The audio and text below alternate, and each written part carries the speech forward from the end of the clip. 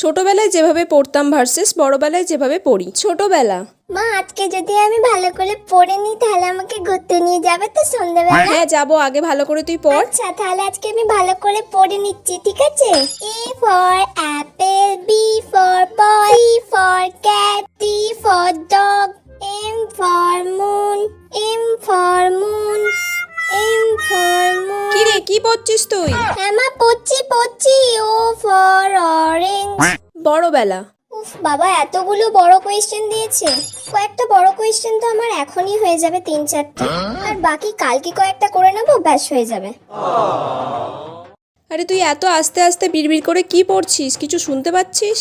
আরে আস্তে আস্তে পড়লেই ভালো করে পড়া মুখস্থ হয়, আমার ওরকম জোরে জোরে পড়লে পড়া মুখস্থ হয় না। ব্যাস অনেকক্ষণ পড়ে নিয়েছি, এবার একটু ফোনটা নিয়ে ঘাঁটি। ফোনটাও ভাববে আমি ওকে ছাড়া এতক্ষণ আছি কি করে।